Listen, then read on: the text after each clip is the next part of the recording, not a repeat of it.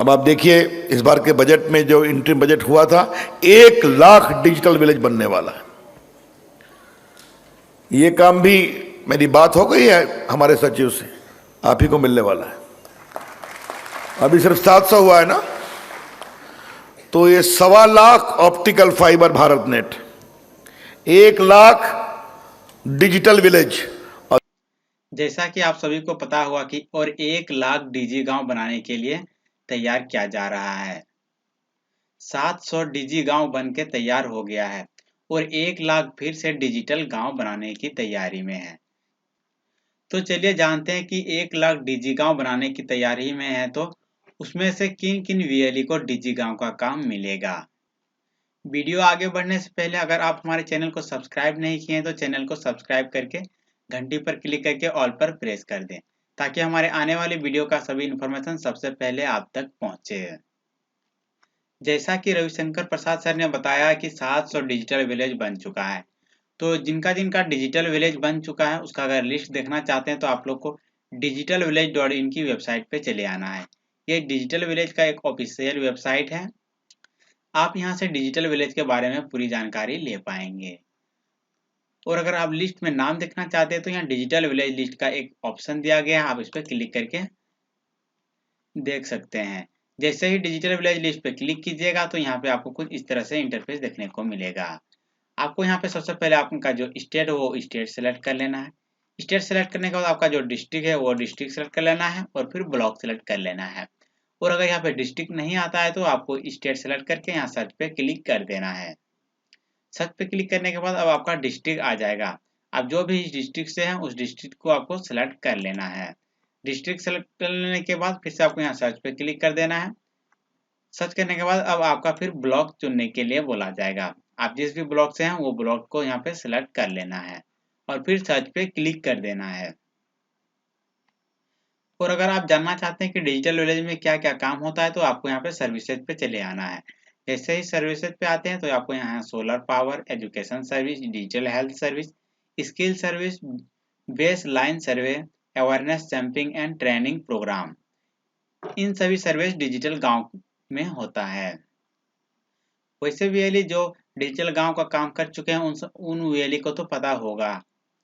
तो चलिए आप जान लेते हैं कि ये डिजिटल विलेज का काम कैसे मिलेगा और इसमें क्या करना पड़ेगा। जैसा कि आप लोग ये देख रहे हैं कि यहाँ पे एक लिखा हुआ है डिजी गांव के लिए एक आवश्यक सूचना। ये हमारे सीएससी के जो ऑफिशियल ग्रुप चलते हैं उसी ग्रुप में ये स्टेट हेड के द्वारा भेजा गया था और यहाँ पे डिजी गांव के बारे में बताया गया है और उसमें से कितना पैसा आएगा।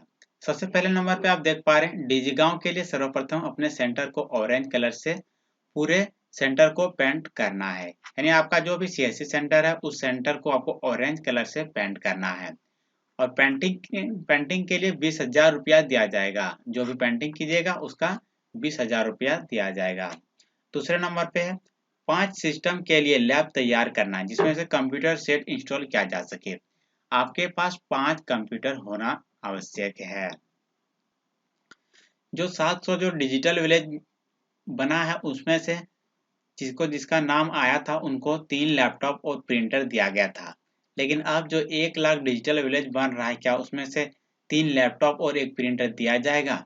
इसका तो ऑफिशियली अनाउंसमेंट अभी नहीं हुआ है, लेकिन कुछ दिनों में पता चल जाएगा, क्योंकि मार्च के बाद ये डिजिटल गांव का काम मिल सकता है। हो सके तो ये अप्रैल या मई में ये डिजिटल गांव का काम स्टार्ट हो जाएगा।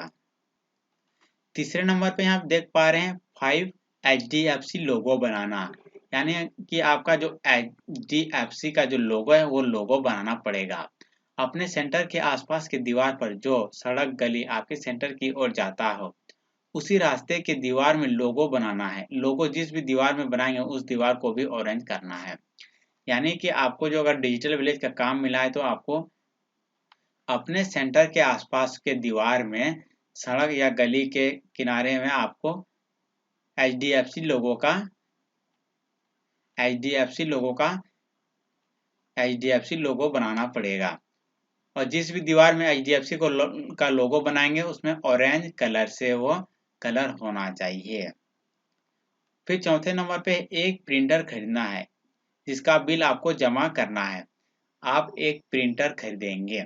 उस प्रिंटर का जो भी दाम होगा, जिस भी शॉप से आप खरीदते हैं, उसका बिल आपको रखना पड़ेगा। हो सके तो इसका जो बिल है वो बिल सरकार पेमेंट करेगा या तो सीएससी पेमेंट करेगी। और फिर आपको एक डिजिगांव का बैनर तैयार करना होगा। वो बैनर का जो फॉर्मेट है वो आपके डीईसी या डीएम आपको भेज देंगे। उसी फॉर्मेट में आपको प्रिंटर करना है और अपने सेंटर में लगाना है। और आप जहाँ जहाँ भी कलर करेंगे वहाँ पे आपको पहले 5 फोटो ले लेना है और फिर कलर करने के बाद फोटो लेना है। जैसा कि यहाँ पे देख पा रहे हैं, सेंटर पर लोगो रंग, सेंटर पर फोटो रंग करने से पहले और रंग करने के बाद का 5-5 फोटो। अपने गांव का फोटो, सेंटर के आसपास से ही 5 फोटो। पेंटिंग और एचडीएफसी लोगो का बिल एक साथ। ऑरेंज बिल, प्रिंटर का बिल, एक ओरिजिनल बिल।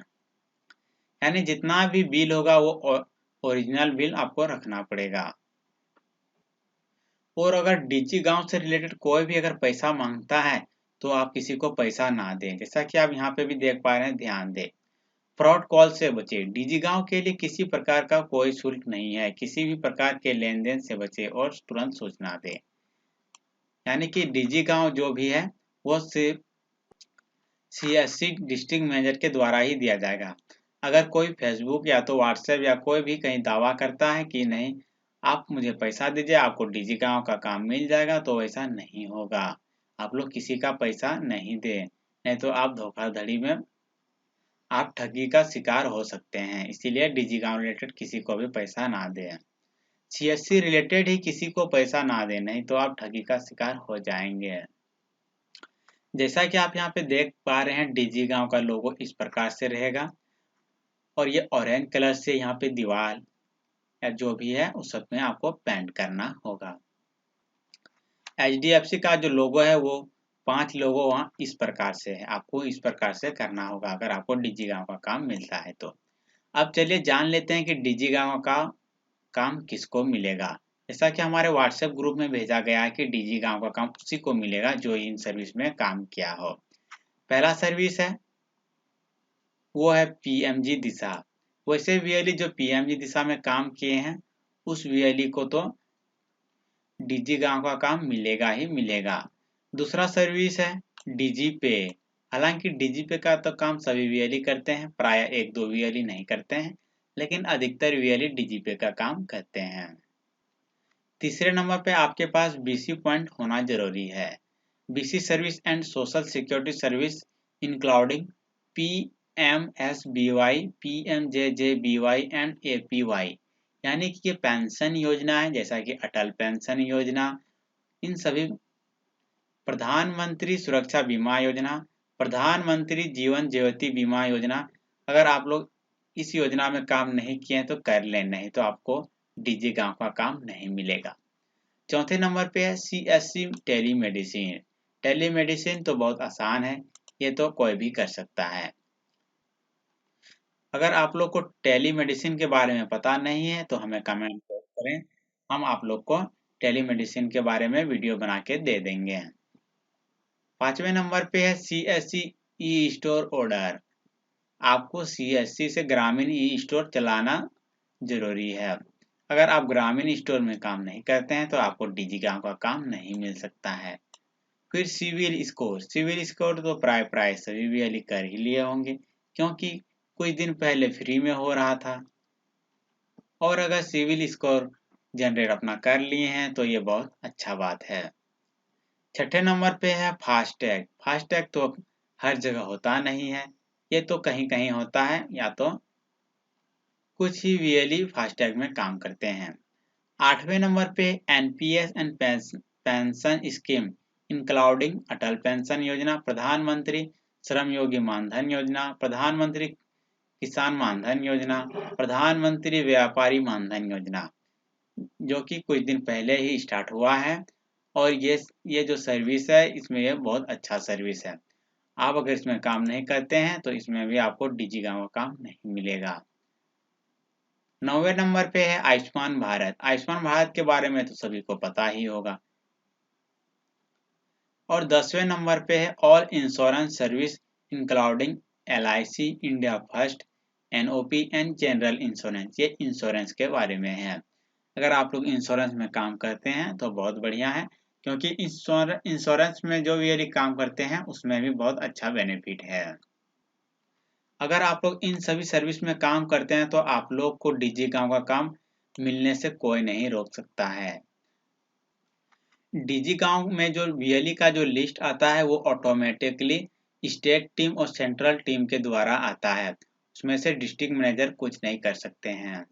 आपका जो CSC ID है उस ID पे देखा जाता है कि आप कितना ट्रांजैक्शन करते हो या नहीं करते हो। जिनका अधिक ट्रांजैक्शन पाया जाता है, जो अधिक सर्विस में काम करता है, उसी को डिजिटल विलेज का काम दिया जाता है। तो दोस्तों आप लोग को डीजी गांव के बारे में पता चल गया होगा, और अगर इनमें से कोई भी जानकारी अगर आप लोग को दोस्तों आप लोग को डीजी गांव के बारे में पता चल गया होगा, और अगर आप लोग के मन में कोई भी सवाल हो तो हमें कमेंट जरूर कीजिएगा। और अगर आप हमारे चैनल को सब्सक्राइब अभी तक नहीं किए हैं तो चैनल को सब्सक्राइब कर लें। तो मिलते हैं दोस्तों ऐसे किसी नए वीडियो में।